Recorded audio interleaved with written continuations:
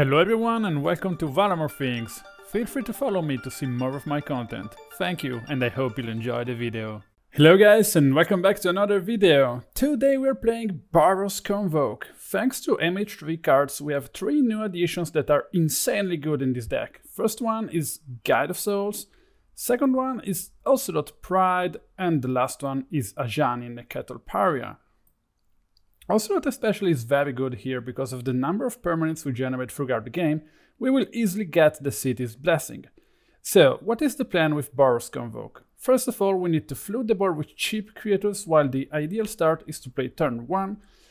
One of the inspectors, Thraben Inspector or Novice Inspector, or one of the 2 Voldaren Epicures we have, generating 1 artifact token, a blood or a clue.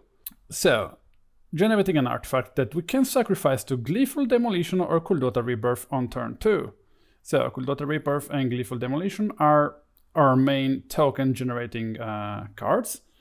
After that, we tap all the tokens we have, the creature we just played, 1 land, and we convoke one of our big payoffs, which are Venerated Loxodon and Knight-Errant of Eos. So Venerated Loxodon gives +1/+1 to each creature that convoked him, while Knight-Errant of Eos will look at the top 6 cards of our library.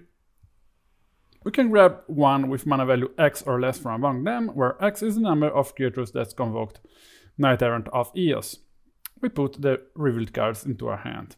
So, the best scenario here is turn 1 Thraben Inspector, turn 2 we sacrifice the clue token to Gleeful Demolition, we tap 1 land, 1 Inspector, 3 Goblin tokens, we play Knight-Errant of Eos, and we try to find Goblin Bushwhacker and, I don't know, Guide of Souls probably, or I don't know, Ocelot Pride, or whatever 1-drop we have.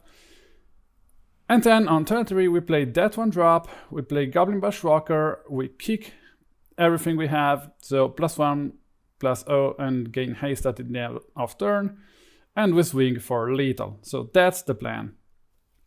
So Guide of Souls, Ocelot Pride and Ajani gives this deck the resilience it needed to survive first turn interaction that usually kill the deck. Because, you know, it's a very fast deck, mono-dimensional, no interaction, so 1 discard spell, 1 pitched grief can easily kill us out of nowhere, because we don't really have any card advantage engine other than Knight-Errant of Eos, or, well, you know, it's going to be hard if they stop us early. So Ocelot Pride generates tokens over the course of the game, Guide of Souls gives us life and energy tokens that we can use to pump creatures, and Ajani, if he flips, is just too strong, but even alone it's a 2-for-1. So in the sideboard we have Ruby Stormhate in the matter of Deafening Silence. We have 1 Ring 8 in the matter of Static Prison that we can grab, or Disruptor Flute. And we have Flare of Fortitude against mass removals. And, you know, if they try to combo us off in some ways, 1 turn, or I don't know, burn or whatever, we just have Flare of Fortitude. So that's it for this deck, pretty straightforward deck. Easy to play, just be aggressive. But how will this deck compete in Modern? Let's find out. So that's game number 1, guys. We mulligan this hand. We can try to keep this one. We can go turn 1 Epicure and turn 2 crack the blood token. Oh, that's burn. Okay. I think we have a decently favorable matchup against burn. So we drew a Kuldotha Rebirth. So, and oh, the second land out of the Goblin Guide. We are already down to 13, by the way. So as I was saying, turn 1, generate an artifact. Turn 2, Knight-Errant of Eos, grab a Bushwhacker. So next turn we can gain a bunch of life and probably swing for almost lethal. Opponent has only 1 card in hand. And here I choose to convoke a Knight-Errant of Eos to gain some life. Because opponent... Oh, and we grab another Guide of Souls. This is gonna hurt my opponent so bad. Opponent casts Lightning Bolt into my face. They cannot win on next turn though. I think I'm pretty sure we got this. Yeah, double Guide of Souls. They cannot beat that. Have 6 HP. They crack the canyon and they just concede. Oh wow, that's nice. That was fast. I love this kind of matches where people just, you know, slam things into each other's faces. 1-0, easy. Second game, let's take a look at the sideboard. We are once more on the draw, obviously. So I brought in flares, basically. And I brought out 3 Ajanis and 1 Venerated Loxodon. So Ocelot Pride first turn is not that bad. Opponent gas Path to Exile. We take that. But opponent got 2 triggers on his monasteries. Oh, that's good. Oh, that's so good. We're gonna gain a bunch of life here. So as you can see, Ocelot Pride plus Guide of Souls is just insanely good in whatever deck you put them. But here we are already one step closer to get the City's Blessing on next turn. I mean, I can just block with 1 cat and that's it. Yeah, opponent exiles a Rift Bolt. So Gleeful Demolition, we gain a bunch of life again. And we gain another life point. So unluckily we don't have the second red mana to go Kuldotha Rebirth. But I will pump the Ocelot Pride with the Guide of Souls and gain another 3 life. And the opponent just conceded with... I mean, they cannot beat that. They must remove the Ocelot Pride and the Guide of Souls. But I had, of course, the second Ocelot Pride. I was lucky. But even without the Pride, this was just too much for my opponent. That was great. Great. Insanely good. Okay, 1-0 in this league. That's not bad. Let's face match number 2. Okay, that is match number 2.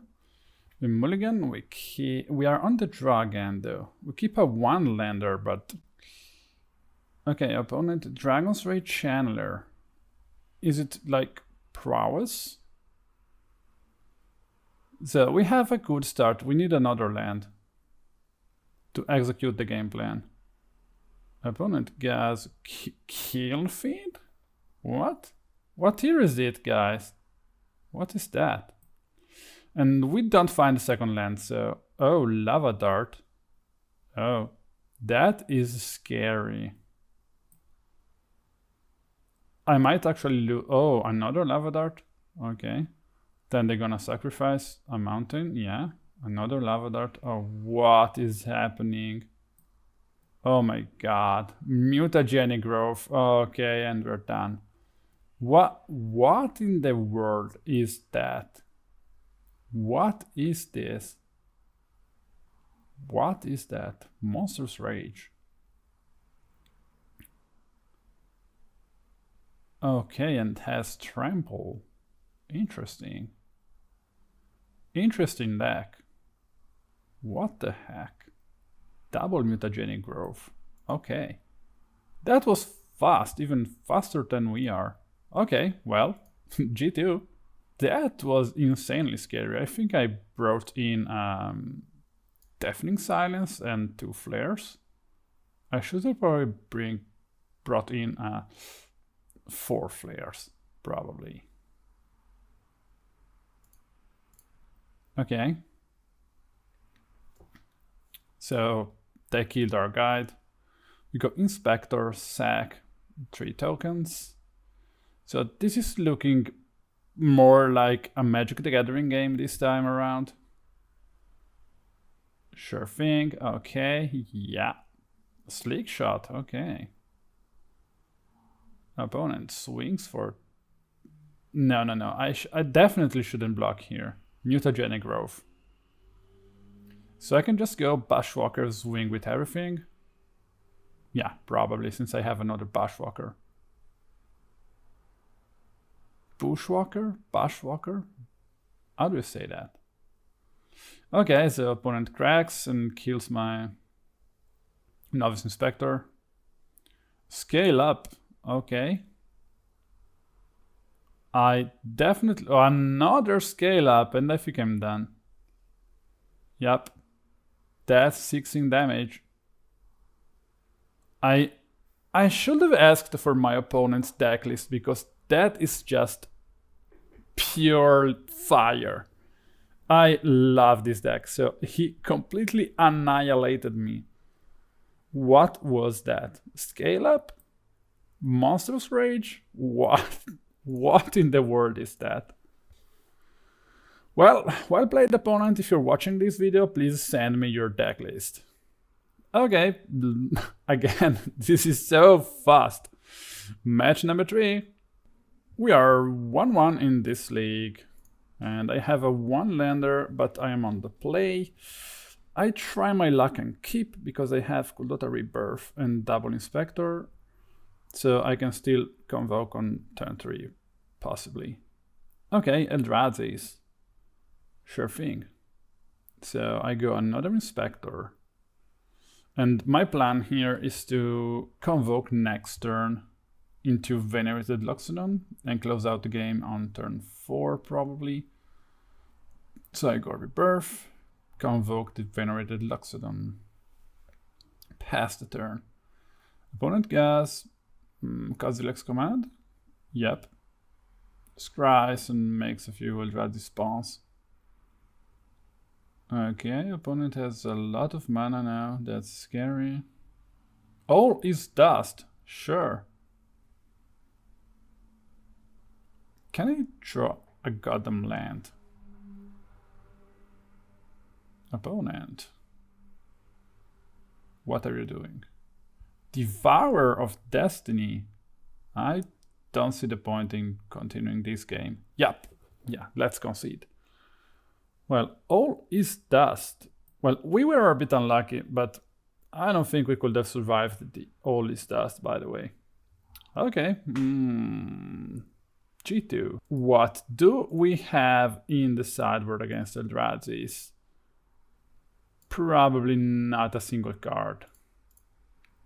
So this time around, we can execute our game plan perfectly, because we have 2 lands, Gleeful Demolition and Knight-Errant of Eos. Opponent starts off with, of course, Eugene's Lab into Ulamog and Talisman of Resilience. So our game plan is perfectly executed. We can even play one more creature, so we can grab the Knight-Errant of Eos. So it's probably a turn 3 kill.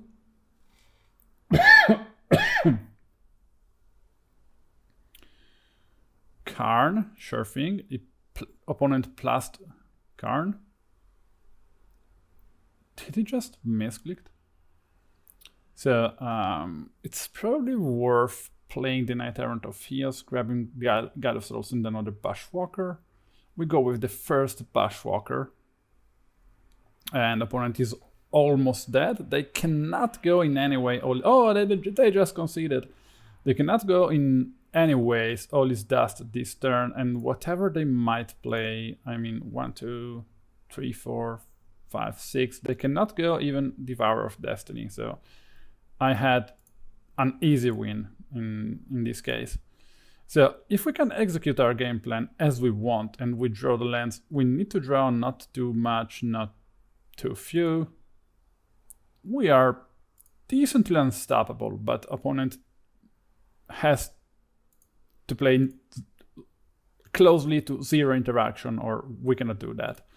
Well, 1-on-1 on match 3, let's take a look at G3.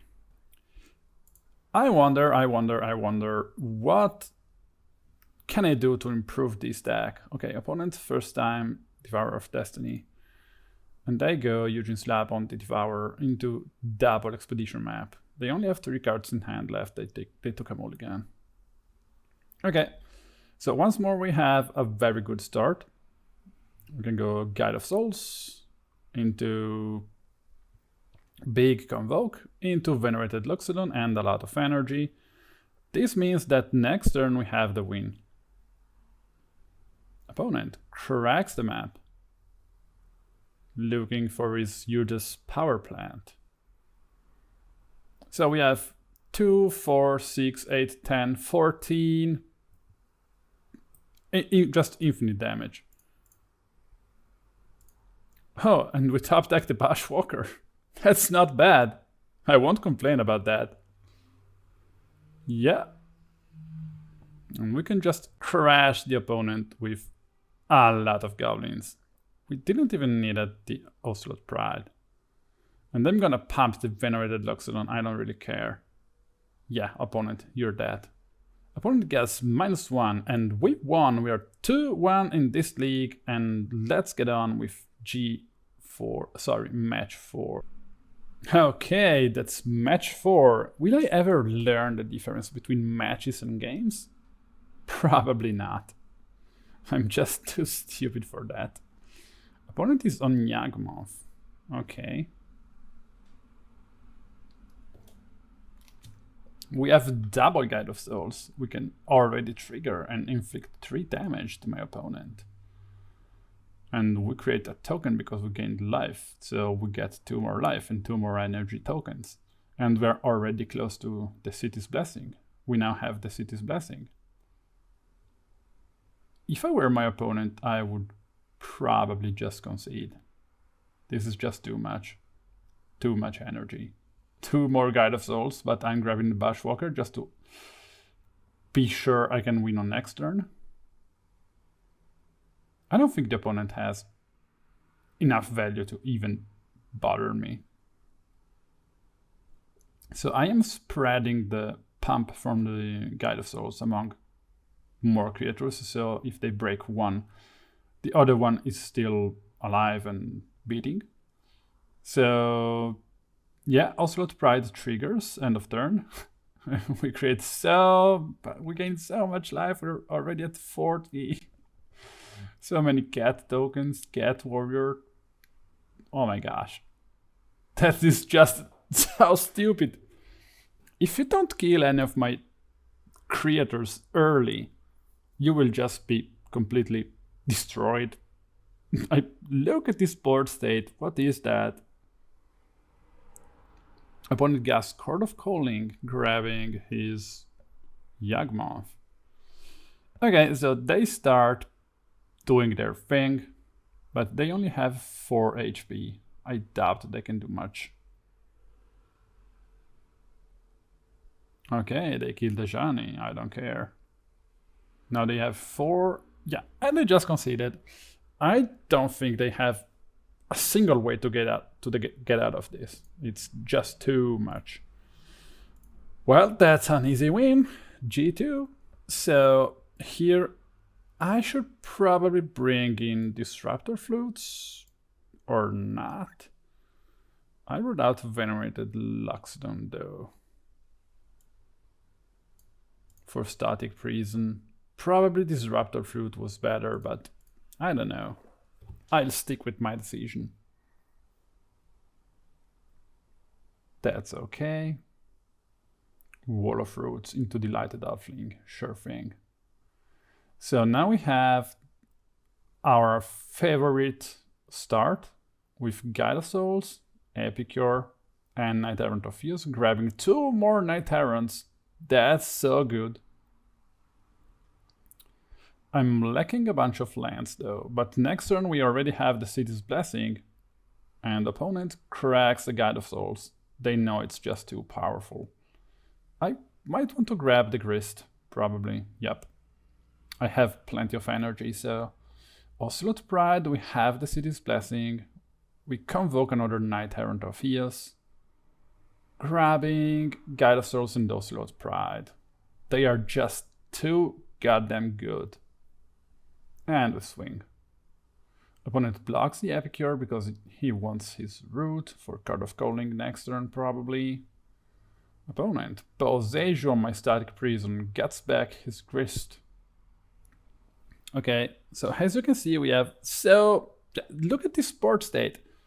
Opponent has a Grist, a Wall of Roots and 1 card in hand, while we have all the cards in the world, 10 energy counters, 23 life points, and we just swing with everything. We don't really care.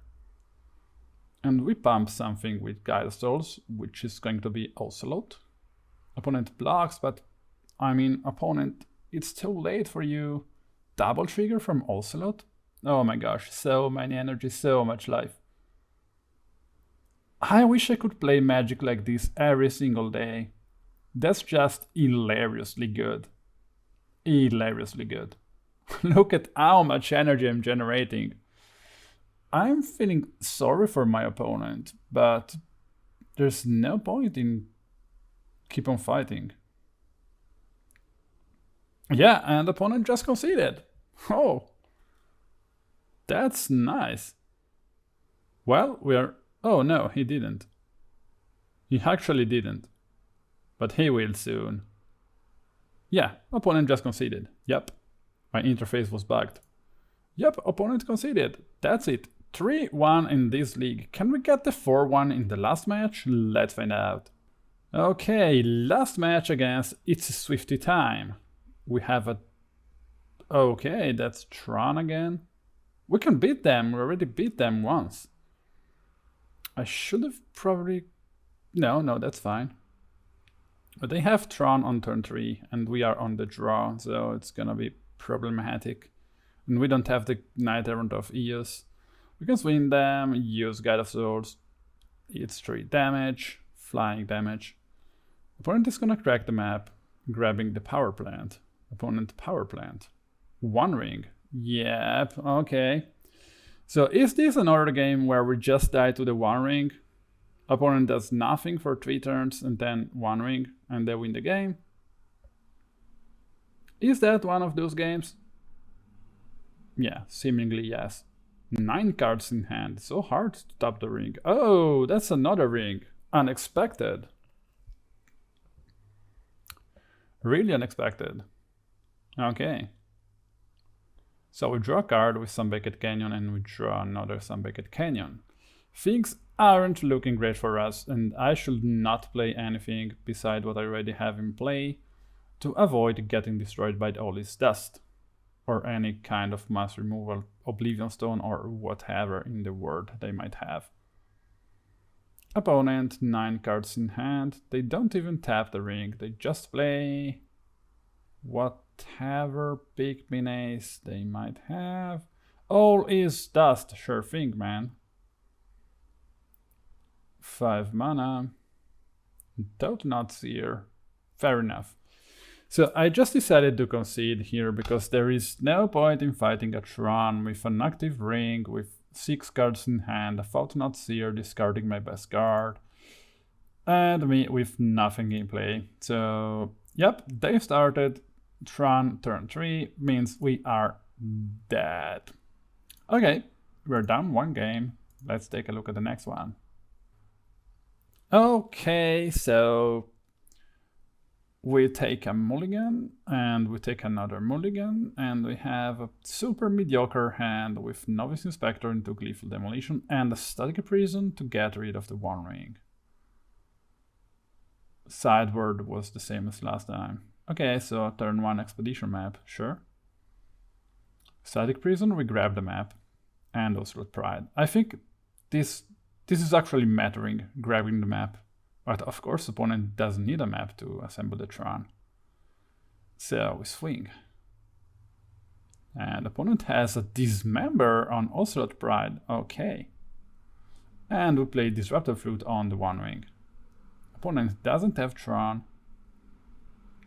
We pay. Now we must go Guide of Souls, Gleeful Demolition. They have another Dismember. Yes, they do. So next turn we won't be able to pay for the Static Prison. And then we get the map back and assemble the Tron.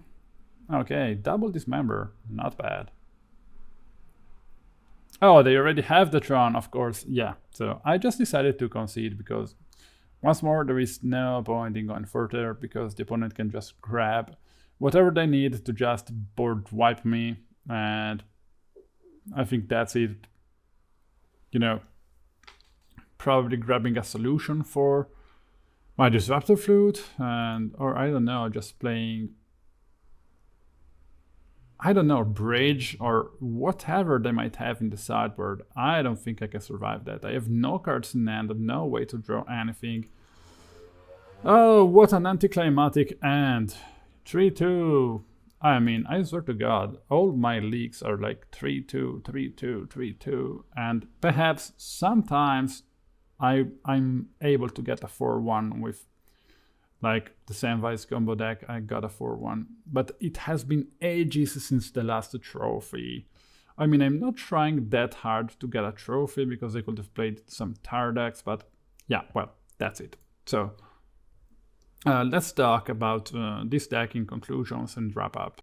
This was one of my cleanest 3-2 and fastest 3-2. So what are the ups from this deck? It's insanely fast, very easy to play, so very beginner friendly. What are the cons of this deck? What are the downs of this deck? It's not that budget. It's like around 170 ticks, which is not that budget friendly because Ocelot Pride spiked up in price really high lately, and Ajani, Nacatl, Pariah too. Rest of the deck is basically free, made of all stupid common cards. So other ups from this deck is that it's very fun to play. It's a blast to play. You can float the board with creatures and just trample through the opponent with so much damage they cannot even think about what they're doing.